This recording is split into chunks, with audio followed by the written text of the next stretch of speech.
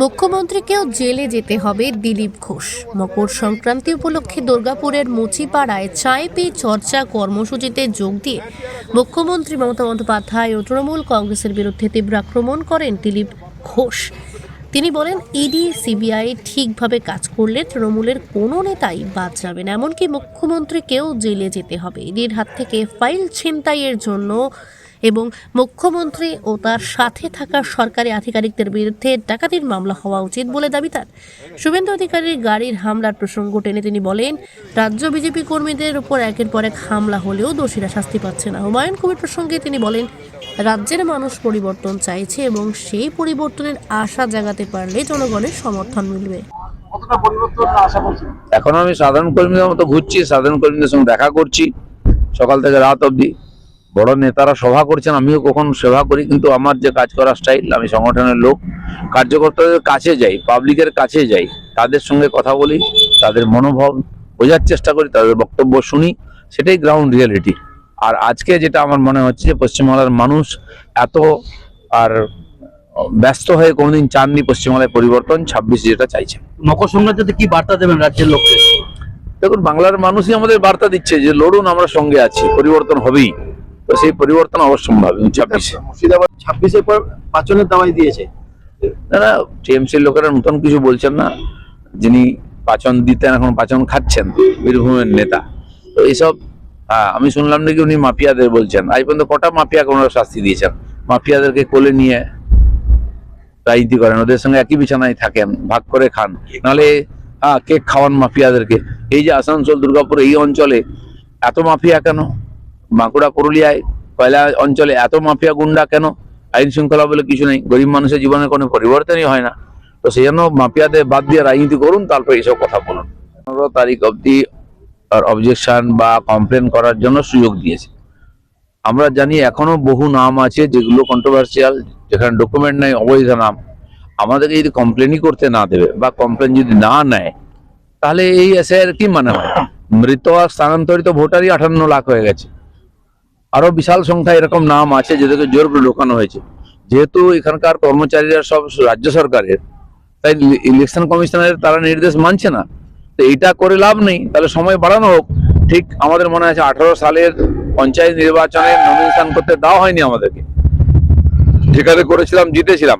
এখানে যদি complain form জমা দিতে না হয়, মারপিট করা হয়, গাড়ি থেকে ছিনিয়ে না হয়, তাহলে এসআইআর কি মূল্য হয়? পশ্চিমবাংলায় কোনো লাভ হবে না।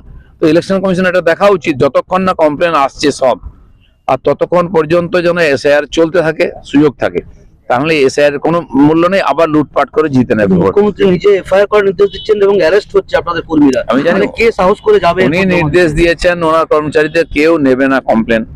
তো নির্বাচন কমিশন এটা ভাবুন, তাহলে এসআইআর কি মূল্য আছে?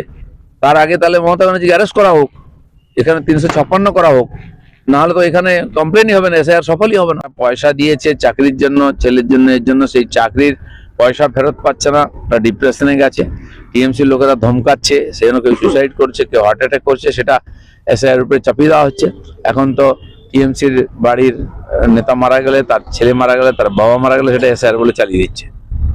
যদি সত্যি সত্যি কাজ করে, অপরাধীদের ধরার চেষ্টা করে, টিএমসির কোনো নেতা বাইরে থাকবে না, ভেতরে চলে যাবে। আর মুখ্যমন্ত্রীকেও যেতে হবে। উনি তো ফাইল চুরি করলেন, সবাই দেখেছে। চোর ডাকাত না হলে টিএমসিতে নেতা হতে পারবে না। চুরি না, ডাকাতি বলছি। আমি আগেই বলেছিলাম, ছিনতাই। ইডির লোকেদের কাছ থেকে ছিনতাই করে নিয়ে গেছেন, ডাকাতির কেসই হওয়া উচিত। শুধু ওনার নয়, বাকি অফিসাররা যারা সঙ্গে ছিল তারাও সমান দোষী। কতটা আশাবাদী? মানে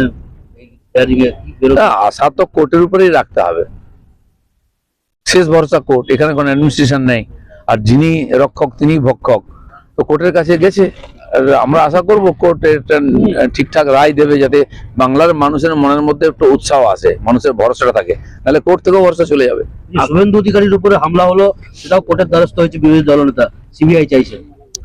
এখানে তো আমাদের হাজার হাজার কর্মীর উপরে হামলা হয়, 250 কর্মীকে হত্যা করা হয়েছে, কিন্তু কজন দোষী সাজা পেয়েছে?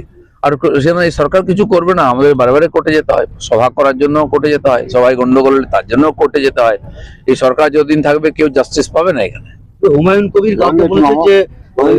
যে আইএসএফ এর সাথে যে জোট, সেটা ভেস্তে গেছে। আইএসএফ তৃণমূলের সঙ্গে যোগাযোগ রাখছে। তো আমি তো আগে এই কথাই বলেছিলাম, তখন অনেকে খারাপ লেগেছিল। তো যাই হোক, হুমায়ুন কবির উনি ওনার কাজ করুন না। পশ্চিমবাংলার মানুষ পরিবর্তন চাইছে। উনি একজন সংখ্যালঘু সমাজের প্রতিনিধি, পুরনো পলিটিশিয়ান। কমপক্ষে এখানকার মুসলিম সমাজকে যেভাবে দাস করে রাখা হয়েছে, দিয়ে তাদেরকে ভয় দেখিয়ে, লোভ দেখিয়ে ভোট নেওয়া হচ্ছে, কোনো উন্নয়ন হচ্ছে না, ক্রিমিনাল হয়ে যাচ্ছে তারা। তো হুমায়ুন কবির প্রথম মুসলিম সমাজের মধ্যে এই আশাটা নিয়ে আসুন যে পরিবর্তন হবে, আর সেটা করলেই যথেষ্ট হবে। বাংলার মানুষ ওনার সঙ্গে থাকবে। দিল্লিতে রাজ্যের এক মন্ত্রী কে কেক খাওয়াতে দেখা যাচ্ছে ড্রাগ মাফিয়াকে, যিনি গ্রেপ্তার হয়েছে গতকাল। কি বলবেন? দেখুন, ভাগাভাগি করে খাওয়া ওনাদের অভ্যাস। সে কে মাফিয়া কে কি তো আলাদা কিছু নাই। পুরা মাফিয়া গুন্ডা এন্টি সোশ্যালদের নিয়ে টিএমসি চলছে। তাই পশ্চিমবাংলার মানুষ 26-এ পরিবর্তন করবেন এবারে, আর পাচ্ছে না সহ্য করতে। ফর্ম 7 নিয়ে আপনাদের কর্মীরা যারা জমা দিতে যাচ্ছে তাদেরকে গ্রেপ্তার করা হচ্ছে। গতকাল মুখ্যমন্ত্রী নিজে নির্দেশ দিয়েছেন যে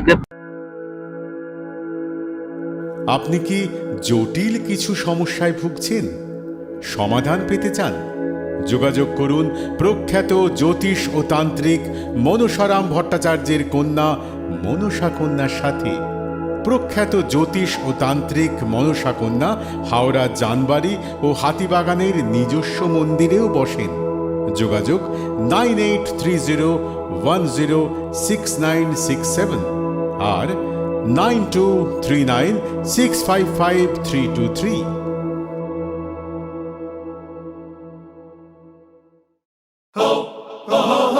পুজো মানে জমকালো লাইন,